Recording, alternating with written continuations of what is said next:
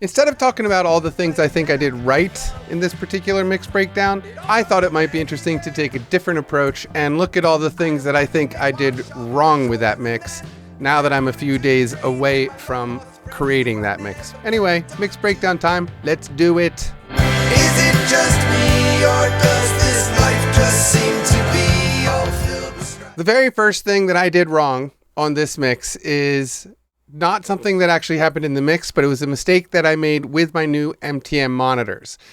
Now, they're brand new monitors. They're in my studio. I've been experimenting with the settings on the back a little bit lately. I've had my hands on the back a bunch lately. I've been, pushing buttons and just trying to figure out what sounds right for me in my room.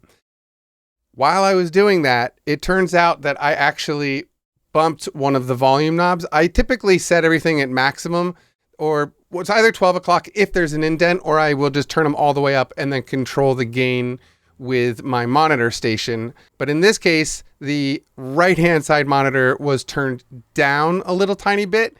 So when I listen to that mix, when we get to the chorus of that, it always sounds like the vocal on the right-hand side is a little bit louder.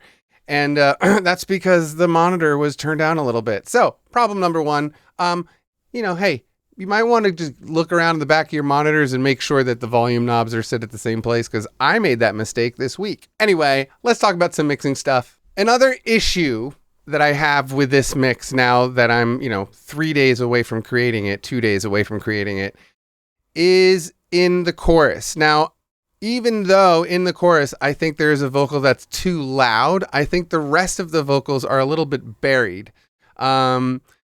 And I think that is fundamentally because of some of the tones in the guitar sounds. So anyway, what we're talking about is this section right here. This is the chorus. Let's turn that automation off. These are the vocals. These are those guitar parts. And then up here, we have an organ part and the 70s clav part. I'm loving that 70s clav sound. Obviously, I've used it twice in a month, I think. Anyway, here's the chorus. Let's just listen to that. And we're going to discuss how I think I could get more clarity out of those vocals. And anyway, here it is. Is it just me, or does this life just seem to be all filled with strife and uphill battles? My cage, it has been rattled.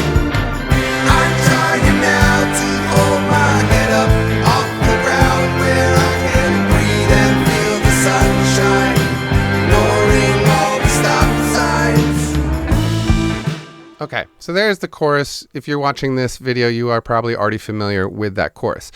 So the fundamental musical elements that are happening in the section that I think is where the vocals get buried is during that ascending, the do-do-do-do, that guitar part in the back. Let's turn the organ off, actually. What am I doing? I want to solo these things. So let's solo these guitars out. And let's solo out the clav and the drums. And listen to that section from where I think it's getting muddy.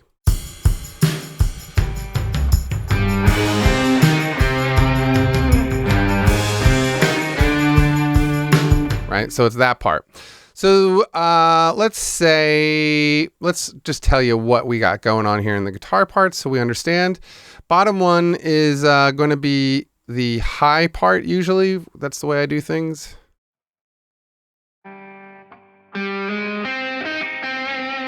Okay. And then this is probably a low one and another low one here. Okay, good.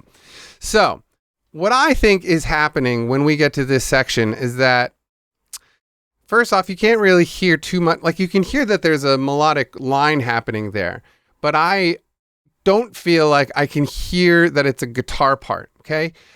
So I think that could be partially due to two contributing factors: these low guitars right here and this clavinet part. So let's listen to just this clavinet part because it's a cool sound, but listen how much low end there is in it and like how many low mids there are in it. And we're going to look at the EQ in a second.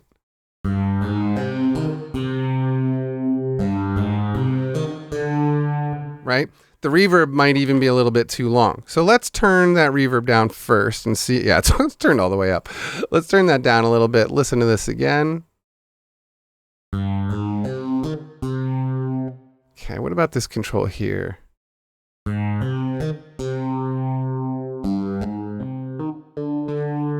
Okay, so let's look at the EQ on here. This is the stock EQ for the 70s clav. I didn't do this.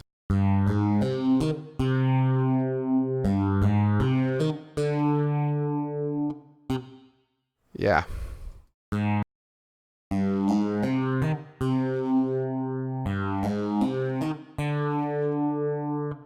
It's that. It's like right there around, was that 130?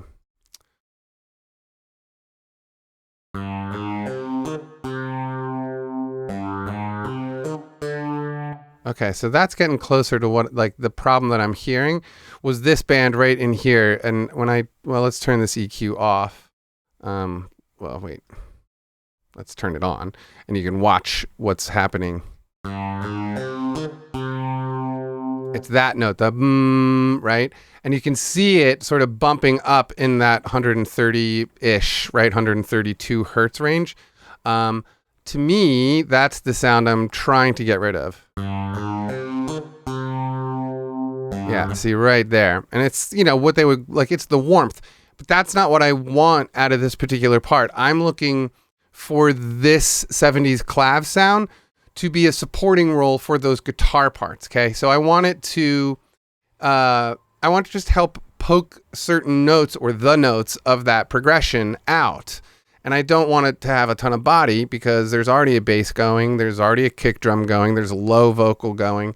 So now let's look for that same neighborhood of EQ in this guy.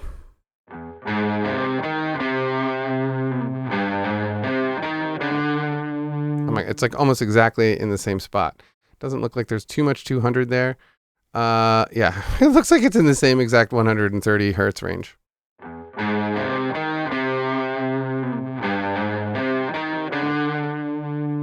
Okay, so I'm going to bring that down. I'm going to bring a little bit more out of the, what is this? Around 900 hertz, call it 1K-ish. And I'm going to just come down here and in general do the same thing. Just for, you know, the speed of the video and all. I know you guys like watching me work, so I'm letting you watch me work. But yeah, let's just, and this is obviously sort of an experiment because I haven't done this before recording the video. I'm also going to turn these up just a touch. Just a touch. And make sure there's no automation on those. Okay, that looks good. I might even turn this guy up a little bit more too. All right, let's see what we got. Actually, I'm going to come in here and do it just in case, even though I doubt it will have it. And uphill battles, my cage it has been rattled. It's already better. Can you hear the difference? I mean, hopefully now you can go back to whatever point that is in the video where I was playing this section. It's already better though. Like it doesn't have all that low end. So listen to the chorus again now. Is it just me, or does this life just seem to be all filled with strife and uphill battles? My cage it has been rattled. I'm trying now to hold my head up off the ground where I can breathe and feel the sunshine pouring all the stop signs. Yeah, can you hear the difference that it made there? You know, one of the issues with Monday music is I sit here and I do it all in one day and my ears get worn out. I was exhausted that day. I was just physically tired, mentally tired. I had a long weekend. So mixing, yeah, I just wasn't in the best shape for it. And this is one of those things. Other things that I think I could have done better on this were in the drum area. Some of these fills are questionable. Plus, the overall volume of this drum track is a little on the low side. I'm pretty sure, yeah, it's set to -1, -0.1. So that was one thing there I could have changed. And I probably actually could have bumped this up at least 1.5 dBs. I mean, I have it kind of cranking in the overall mixer down here, but I bet it would have been okay, all things considered. Is it just me, or does this life just seem to be all filled with strife and uphill battles? My cage, it has been rattled. I'm trying. Yeah, so in here, I believe, let's zoom in a little bit. Those sound like these two fills sound very similar to me. Yep, because they're the same. I'm talking about this one and this one, those two fills. So if I go back into the drum editor thing, most likely what I discover is that, nope, I did not change it. I was tired. Yeah, I don't like having two identical fills back to back. That doesn't sound creative at all. Is it just me, or does this life just seem to be all filled with strife and uphill battles? My cage, it has been rattled. That fill sounds a little tiny boring. Filled with strife and uphill battles. My cage, it has been rattled. I'm trying now to hold my head up off the ground where I can breathe and feel the sunshine, ignoring all the stop signs. So, yeah, I think the drums, again, I turned them up 1.5 dB here and they seem better through that chorus. It's a funny thing, the Music Monday thing, because I know that I do end up doing a lot of things that I'm not supposed to do as an engineer, but because of the one day project thing, I don't have a choice. I have to mix it all in one day. I have been using the new MTMs, and one of the things, I have not gone out and bought new cables because my MTMs are now using the cables that my Avantone mix cubes were using previously. So I don't have my tried and trusted and very true Avantone mix cubes hooked up right now, solely because I don't have the right cabling. I've ordered it on Amazon and I will have it shortly. But anyway, yeah, I'm mixing on the MTMs mostly right now and my M Audio BX8s rather. And it's been an interesting challenge. Anytime you get a new set of monitors in the studio, it's always going to be a challenge, just sort of get used to working and listening to them. I love the MTMs though. I do believe that my mixes in general are starting to have a lot better top end, and the clarity in general and the mid-range is much better because the mid-range information that comes out of the MTMs is really, really, it's good. And it's honest in this very similar way that the Avantone mix cubes are honest when you listen to them. Anyway, back to the mix. One other thing that I think I could have done that was, whatever, sheer laziness. This organ part right here, I just copied and pasted this throughout all of them. And at the end of the day, I was exhausted, and I did have every intention of going through and doing my manipulation of the drawbars and stuff on the Hammond organ part, but I didn't do it. It was like sheer laziness. I could have changed some of this automation from part to part. It's just one of those things, when I listen to it, it just sounds like there's that same exact organ part. It's probably one of those details that like nobody in their right mind would ever notice. But to me, those are the things, that I like to take the time to focus on in a good mix. It gives you some new color in every chorus because they're all exactly the same here. So I think that's about everything that I think I personally did wrong in the mix. Is there anything else that you think I didn't nail on this particular mix? I know I've gotten good reviews and you guys have all written really nice comments. Thank you so much about this song. I totally appreciate that. This particular mix was, I don't know.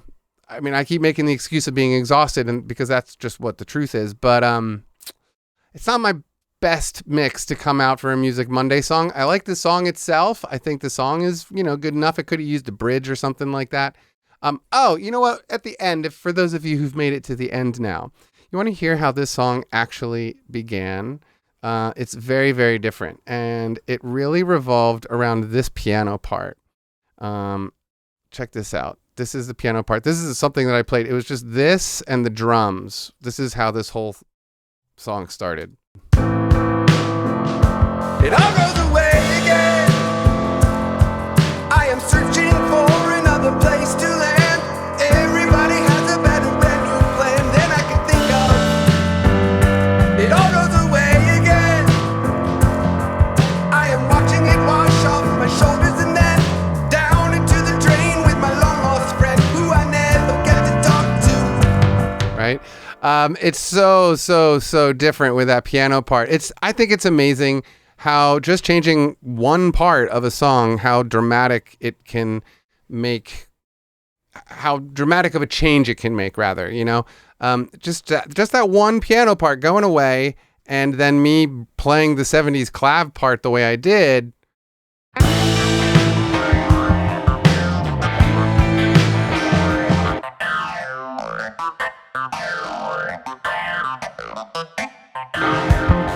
Doing my very best Stevie Wonder on the keys there. I'm obviously not Stevie Wonder. Anyway, yeah, if you're having struggles with a song, like, you're like, I don't like this song, it might be, again, I've said this before, it might just be the thing to sort of remove the fundamental instrument, like whatever you normally play or whatever it is that you normally write the song on or whatever. You know what I'm saying? Like in this case, I wrote this song on that piano, and I thought, I wanted that delayed piano thing. I wanted to do one of those things again. And so I started it that way. But then I actually got across, or got to the point where I was playing a new guitar part, and it just started sounding more beatly than I had anticipated, the guitar part. And I was like, oh man, I have a whole new vision for this song. So just a piece of advice for those of you, if you get to a point in a song where you're like, you've done all these tracks and stuff, and you're like, I'm not sure about this tune, which is pretty much all of us, I'm sure. If you really feel like it needs some new element, maybe getting rid of an old one is definitely going to be a good place to start. Get rid of something in that mix. The fundamental instrument is always a good one because that's usually taking up the majority of the soundscape in general. And then try to add something else that's a little more fun or ornamental sounding. So I don't know. This video is more about me critiquing my own particular mix and stuff, but I thought it might be interesting for you guys to, sort of see, even obviously I make plenty of mistakes in my life and in my mixes. It happens. But I just thought I'd share with you what I thought about this particular mix. There's lots of things that I thought were pretty good about it. I thought the performances were pretty solid. The vocals were pretty solid. I could have been a little clearer with some of my lyrics, but in general, pretty happy with it. So I think that's about all for now on the mix side. You guys, as always, thank you so much for watching these videos. I'm starting to wonder if I need to put these mix videos only on the Patreon page, because they are kind of hurting my channel stats because they don't get viewed that much. And I really do like giving them away for free to everybody. And I know that's, one of the reasons you're all here. But these particular videos are actually hurting my channel and the way that the algorithm for YouTube works. I don't know. I don't know. Just fair warning that these videos might become only patron stuff, only viewable for patrons in the near future if I sort of don't see a better response rate out of these videos, because it hurts my channel stats, and I don't need my channel stats to get hurt anymore. So I think that's about it. Thanks for watching, you guys. And I do have a Patreon page, and there's probably the thing is floating up by my head now. So yeah, check out the Patreon page if you want to check out these videos in the future when they're most likely just going to be on Patreon. And that's it. I'll see you guys on Saturday with, I got a cool review. All right, I'll talk to you then. Peace and love.